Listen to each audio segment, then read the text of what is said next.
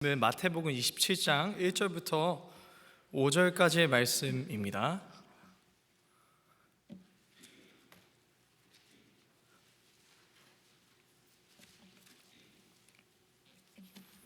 마태복음 27장 1절부터 5절까지의 말씀만 보겠습니다.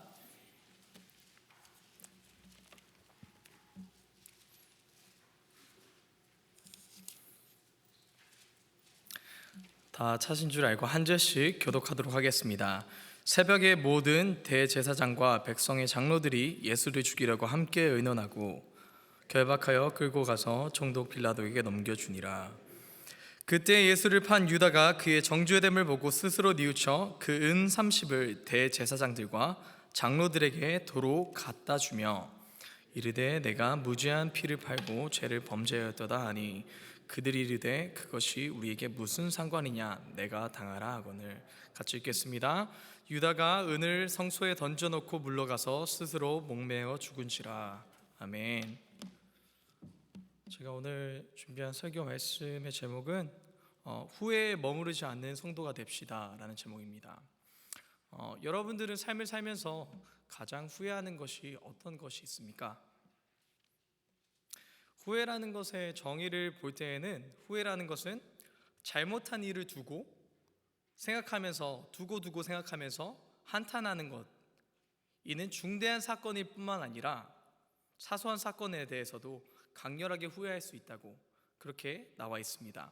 그리고 인간이 느끼는 후회의 감정은 다양한 감정 중에서 자기 자신을 죽음으로 몰고 갈 수 있는 몇 안 되는 부정적인 감정이라고 합니다. 그리고 이는 정신과의 심리상담 등 비약물적 치료법에서 중요하게 다루는 감정이라고 합니다. 일반적으로 사람들이 후회하는 것은 나이가 들어서는 젊을 때 공부를 더 많이 할 걸, 그랬으면 인생이 더 편했을 텐데, 성공했을 텐데, 자책하거나 나의 소중한 사람, 예를 들어서 나의 가족이나 친구를 떠나보낼 때, 그들이 살아있을 때 그들을 더 많이 사랑해 줄 걸, 그들을 더 많이 아껴 줄 걸, 더 잘해 줄 걸이라는 후회가 우리 인생 가운데 남는 것을 알 수 있습니다.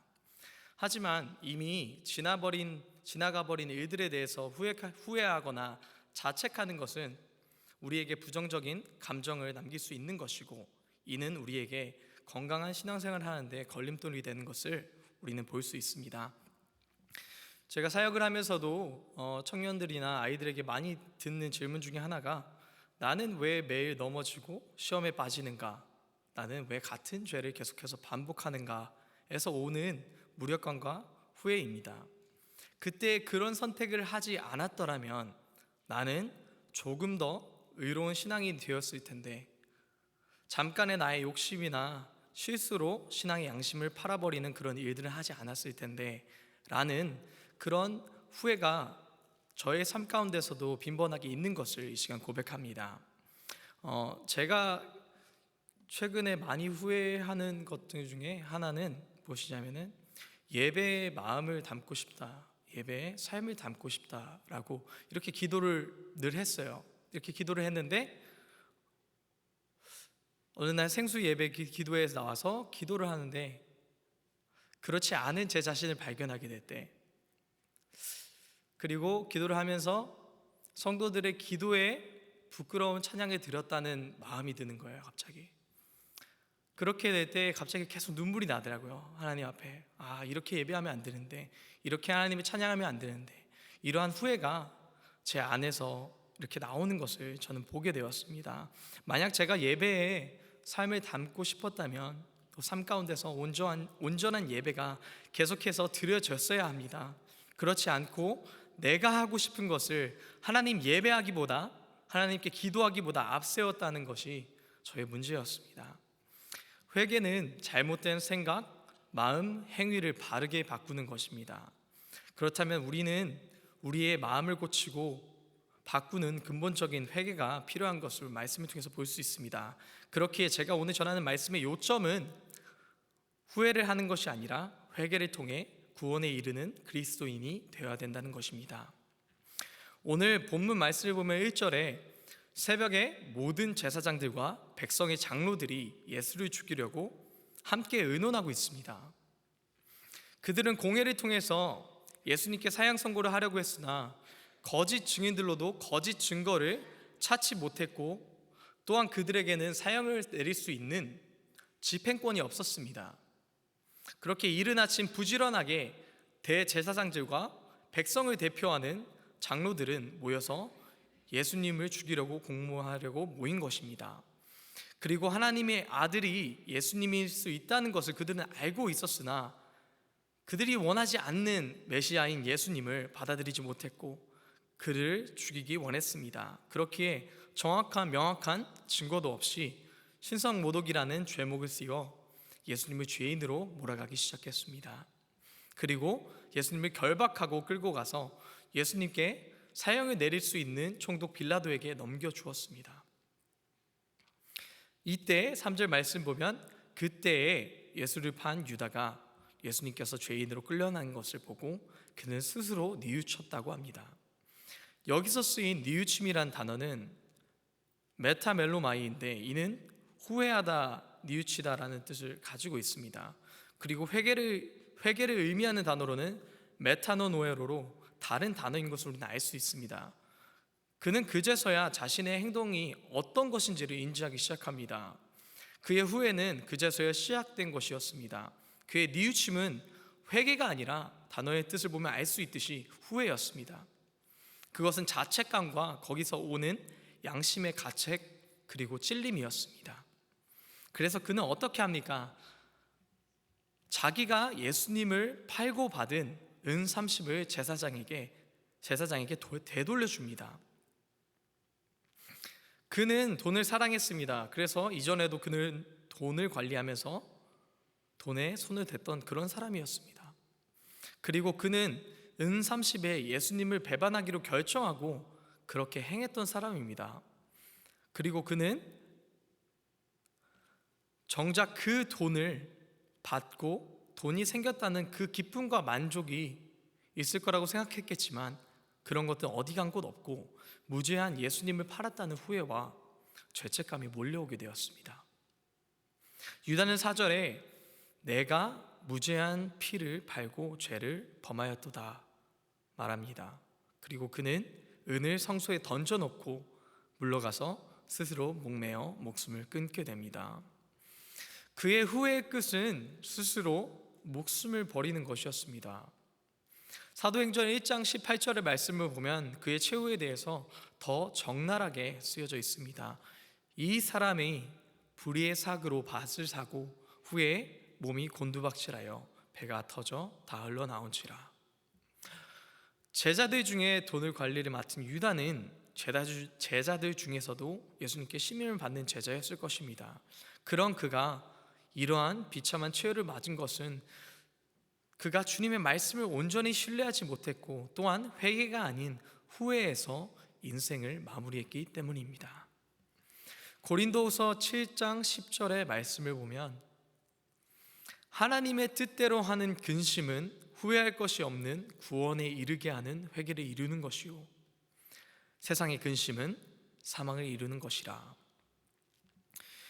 하나님의 뜻대로 근심하고 회개했다면 유다 또한 구원에 이르렀을지 모릅니다. 그러나 세상 근심을 이기지 못한, 후회를 견디지 못한 유다는 스스로 목숨을 끊어버리게 됩니다. 26장 마지막에 베드로 또한 같은 제자였고 사랑받는 제자였고 신임받는 제자였지만 그 또한 예수님을 똑같이 저주하고 맹세하고 난 예수님을 모른다 부인했지만 그도 예수님께 회개하고 돌아오자 구원의 길에 이르게 되었습니다. 또 구약에서는 다윗은 또한 우리아의 아내를 취하고 그를 죽음으로 이끌었음에도 불구하고 그 죄를 참회하고 고백할 때 그는 하나님의 구원에 이르는 것을 우리는 성경의 말씀을 통해서 보게 되었습니다.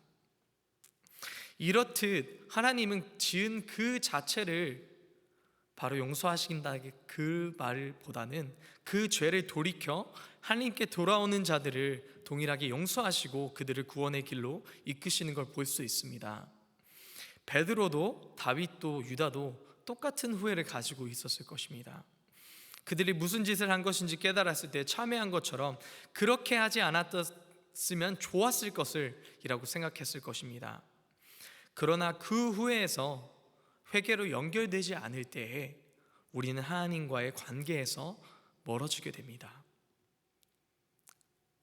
제가 요새 운동을 시작해서 운동을 꾸준히 가고 있는데, 저는 한 6년 전쯤에 축구를 하다가 전방 십자인대에 파손을 겪게 되었습니다. 그래서 운동을 갑자기 하거나 몸을 갑자기 움직이는 일이 있으면은 무릎이 살짝 뒤틀리는 느낌과 함께 귀에서 이렇게 팍 하는 소리가 들리면서 한 3분 4분간 바닥에서 대구대구 구르다가 이제 절뚝거리면서 일어나는, 제가 그런 다친 부상이 있습니다.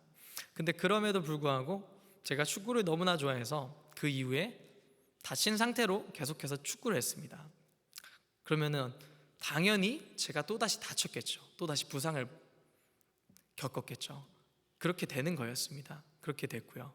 근데 제가 생각을 하면서 들은 생각이, 제가 다쳤을 때 제가 해야 되는 것은 축구를 다시 하는 것이 아니라 재활을 하는 거였습니다. 재활을 해서 회복을 해야 되는 것이 제가 할 일이었는데, 그것을 하지 않고 제가 축구를 좋아한다고 계속 하면서 다치면서 또 다치면은 또 하고 싶어서 막 화가 나고 속에서, 그런 제 자신을 보면서 참 바보 같다라는 생각이 들었습니다. 재활이 필요하다라는 것을 제가 느꼈을 때 또 한 가지 신앙적으로 느낀 것은 고치지 않으면 나아질 수 없다라는 것입니다.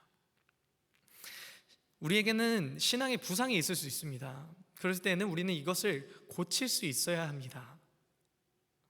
제가 요즘에 운동을 하면서 다리를 근육을 무릎의 인대에 있는 근육으로 덮어야 된다고 그렇게 말하더라고요. 그렇게 하듯이 우리는 신앙적으로 재활 치료를 해서 우리가 신앙에 어려움을 겪고 있는 부분, 부상이 있는 부분을 고쳐야 될 줄 믿습니다. 만약에 우리가 예배의 자리가 아닌 우리의 믿음이 흔들리는 유혹의 자리나 죄의 습관들을 벗어나지 못할 때에 그 결과로 우리는 우리의 믿음이 작아지고 하나님으로부터 멀어지는 것을 방치하게 된다면 우리는 그저 후회하는 신앙인에 지나지 않게 됩니다. 그러나 내가 주님을 주인으로 믿기 때문에 나의 죄의 습관들을 벗어나려고 열심으로 기도하고 믿음을 붙잡는 그런 회개가 우리에게 없다면 또한 후회만 하다가 끝날 인생이 되어질 줄 모릅니다.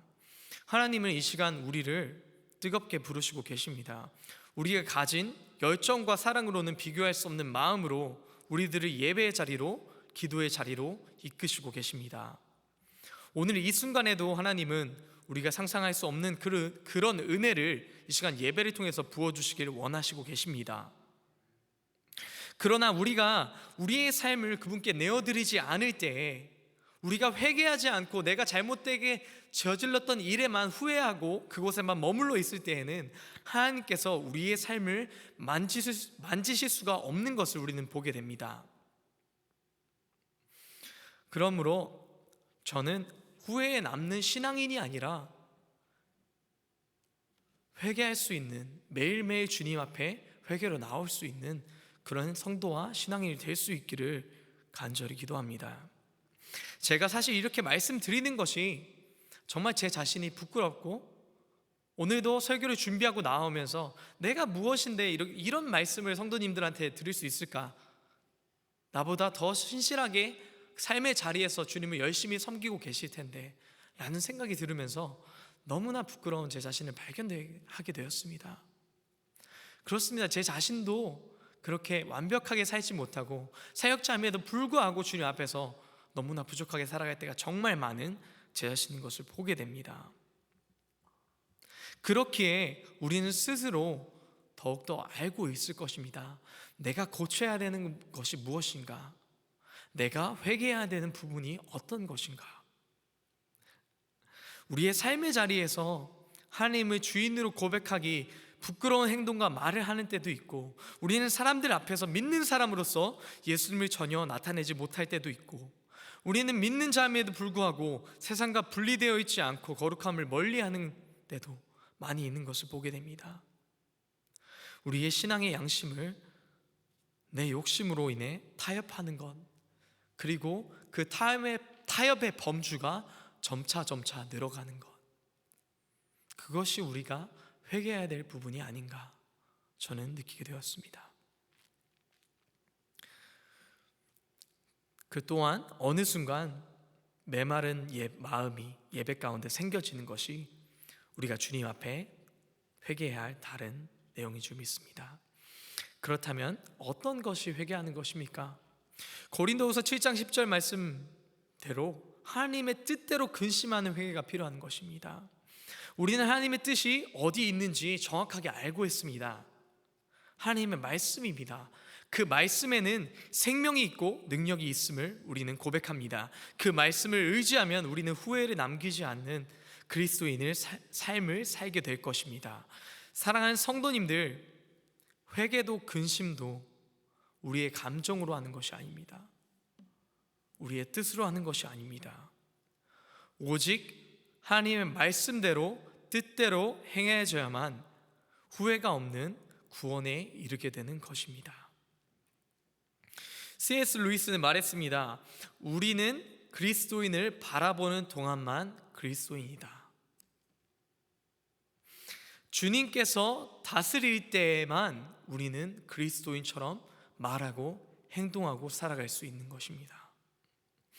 그리스도를 바라보지 않는 동안은 우리는 우리의 삶의 방식과 습관을 주장할 것입니다. 그렇기에 예수님을 바라보고 예수님을 주인으로 우리들을 다스려 달라고 그렇게 간청하고 기도하면서 나아가야 될 줄 믿습니다. 오직 주님이 우리의 구원 되심을 고백하십니까?